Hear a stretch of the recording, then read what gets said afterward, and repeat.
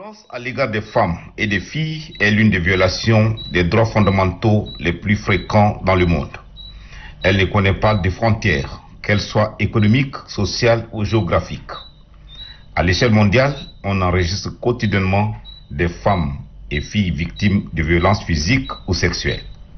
Si le phénomène n'est certes pas nouveau au Tchad, cependant, il prend de l'ampleur ces derniers temps, dans les villes comme les villages.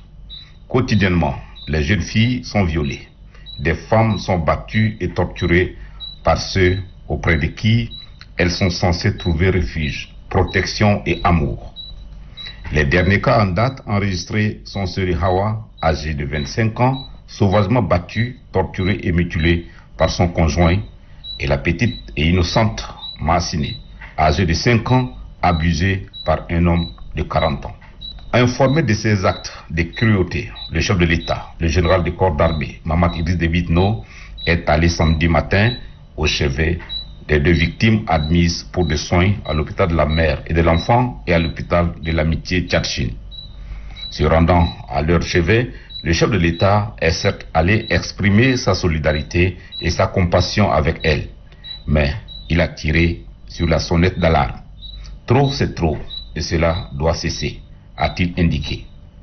La prévention, la sensibilisation et l'assistance sont importantes et nécessaires, mais au-delà de l'indignation et de la dénonciation de ces pratiques, la justice doit désormais sévir.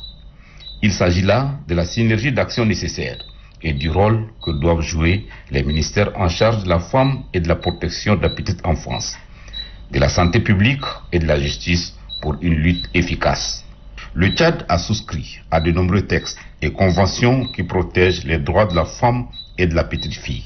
Les criminels de la trempe des bourreaux de Hawa et Massine n'ont pas le droit de citer au pays de Toumaï. À l'écoute de la population et particulièrement sensible au bien-être de la femme et de la fille tchadienne, le président de la République, le général des corps d'armée, Mahamat Idriss Déby Itno, s'engage à prendre les commandes de la lutte contre toutes les formes de violence à leur égard. Il ne doit plus avoir d'autres Hawa ou Massine, car le Tchad ne s'accommodera plus.